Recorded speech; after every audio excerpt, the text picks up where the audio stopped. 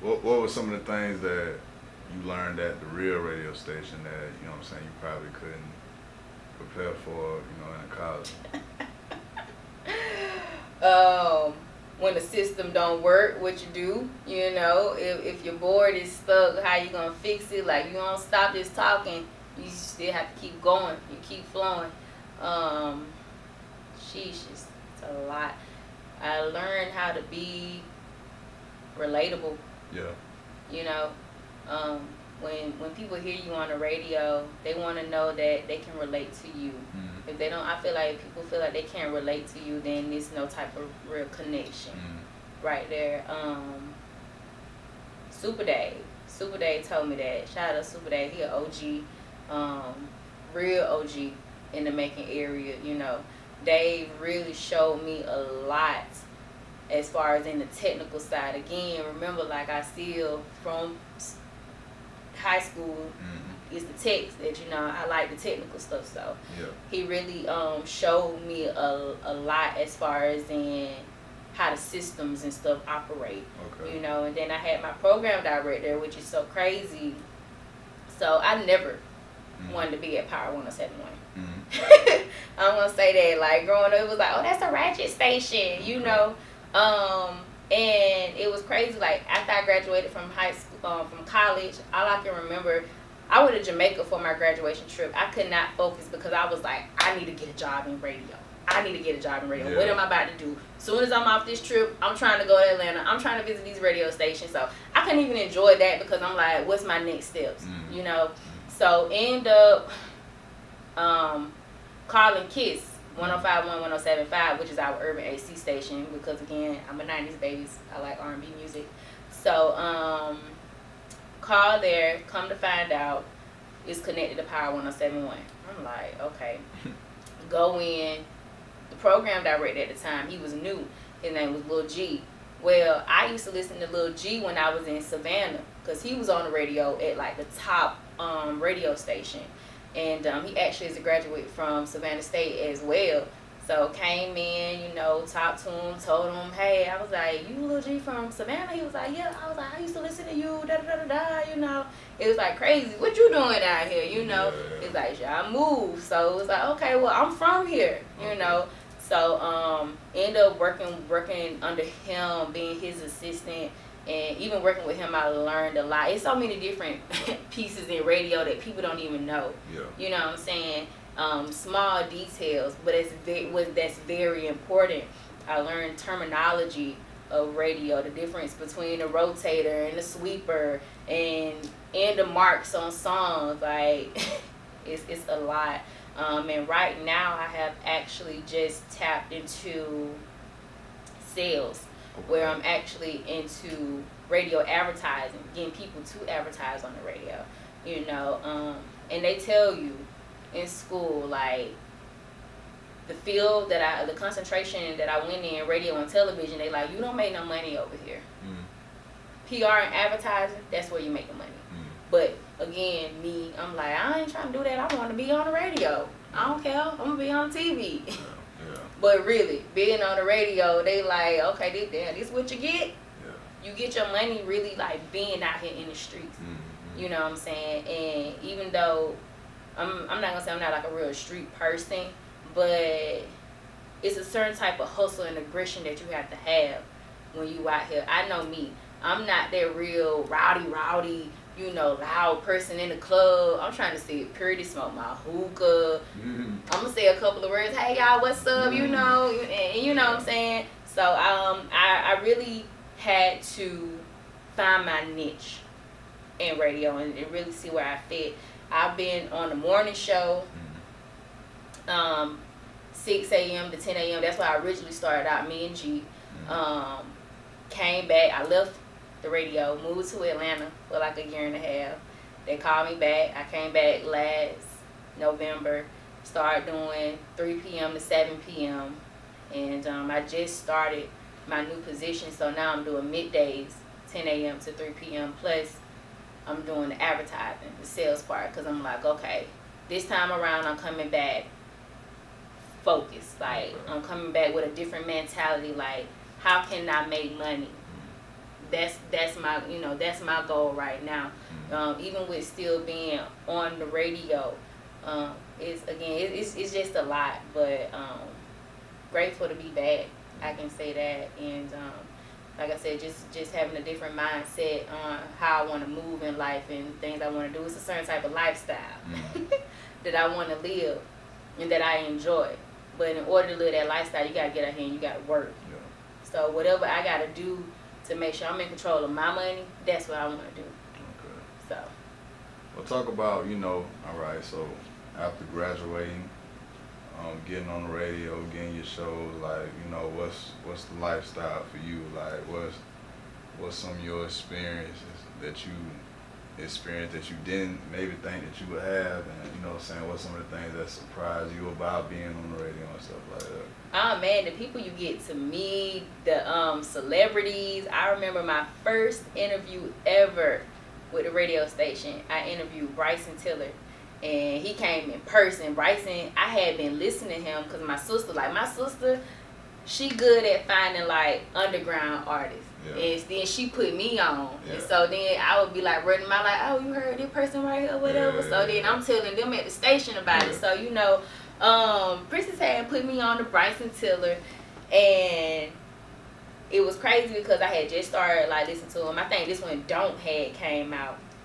So he was, doing promotion for his album, and he ended up coming to the station. When I say I was nervous, like I don't even know the words that I'm about to say right now. All I'm trying to think of is don't say the wrong the wrong thing, like. But it was real good though. I've interviewed like Remy Ma, Fantasia. I met a couple people. We brought people down. And when you meet celebrities, honestly, they're normal people, just like you and I. And I get excited when I meet them, but I've never been like when I meet somebody. But I could definitely say like me, the celebrities, and actually being able to interview them and stuff like that. That's been something that I can say with radio. And recently I had the opportunity to have a live interview with a mayoral candidate. So Mr. Clifford Whitby, he's running for mayor for the 2020 elections, and I would have never thought I would be like interviewing somebody running for mayor. When you a little child, you think of mayor, it's like, it's big. Yeah. Even now it still is like really big. So I'm like, dang. Yeah. I interviewed somebody, you know what I'm saying? Like, okay, cool. And it started to, it helps you build that confidence within yourself too, Honestly, anytime I crack the mic, I'm nervous. You don't know who's listening to you, what's people's thoughts about you and how you sound. They probably, I always thought I sounded like a little boy, right? Yeah. So I'm like, people probably think I sound crazy. They probably think I talk too much. My laugh might be ugly. Like, I don't know, you know what I'm saying? So it's just certain things that you just think about with being on the radio. But I still get nervous. Anytime I get up to talk, it be like, hi, Lord. Whew. Yeah. Is it, well, first of all, talk about, with it being election season, what's the importance of voting and, having awareness in the political things that's going around, man. What are your thoughts on making and, right now currently, like what's your current thoughts on the city? So, to be honest, I had never been real big on politics. When it is come to politics and religion, that's something I've always tried to like stay away from talking about, because I'm not a real confrontational person. I'm not trying to argue with you on who you want to vote for and what you believe in. I don't even want to have that conversation with you. So when I got the call last year before I actually moved back to Macon about Mr. Whitby, one of my old tutors, he hit me up like, hey, Dino, I know you have a good, reputation out here in the city. We want to do something with Whitby. He's running for mayor. So I'm just like, okay, And I have a friend, her name is Breon. So we have a women's organization together. And so I was like, okay, well, I'm going to connect with Breon. We're going to see how we can put this thing together. And, you know, in January, we end up doing a Women for Whitney brunch. Phenomenal. Great turnout, you know.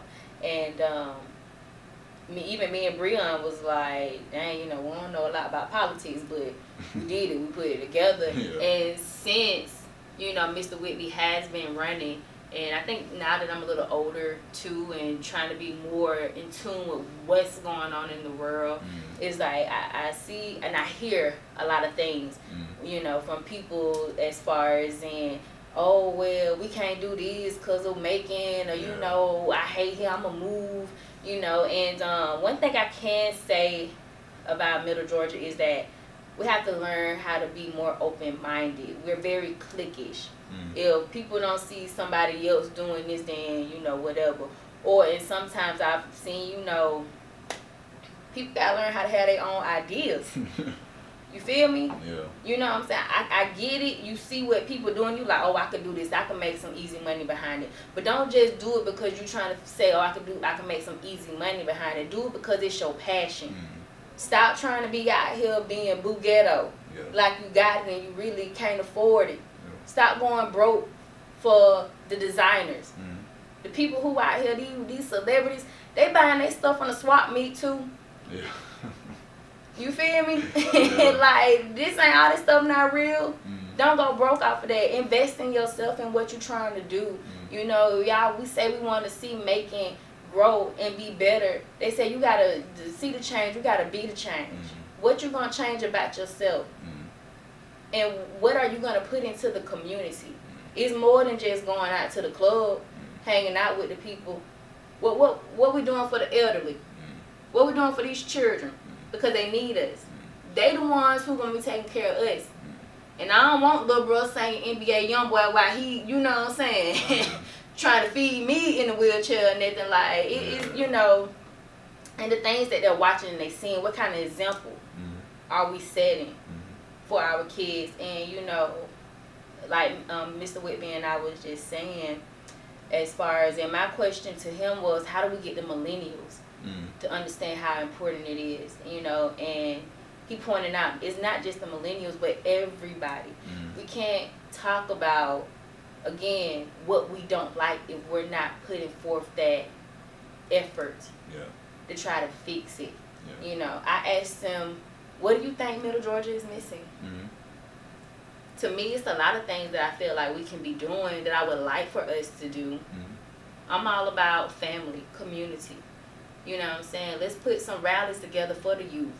When I was in Savannah, I went to an event where G had put together, he brought artists down, Ray J, 2 other people, and it was just like in the park for the kids.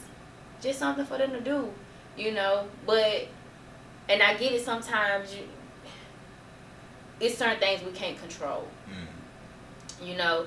But I do feel like if we show them that we are here for them, they'll listen and they'll take heed to what we have to say, versus if with us being relatable, versus them being like, they just yelling at us. Damn, you know what I'm saying? I don't feel like people receive to being yelled at or talked to. Let's talk with me, don't talk to me. You know, so I definitely think it's important for everybody to vote. If you have not received a registered, it's secure to vote. The ballot is coming in the mail. Fill it out. I know it may seem like a lot of extra steps because you got to fill that out, send it, then for them to send you another ballot to fill out, to send it. You know what I'm saying? Like, take the extra steps, y'all. At the end of the day, with the pandemic, what's going on, now I don't want to say it's a distraction, but don't be distracted. Don't be distracted about what's going around you know, the world. Focus on what the main goal is, and what we're trying to do. So again, we don't have nothing else to do but quarantine. Fill it out. You know what I'm saying? The extra time that you scrolling on social media, doing nothing, spending money that you don't really have, fill it out. We want to see better. We want better. Again, we have to be the change.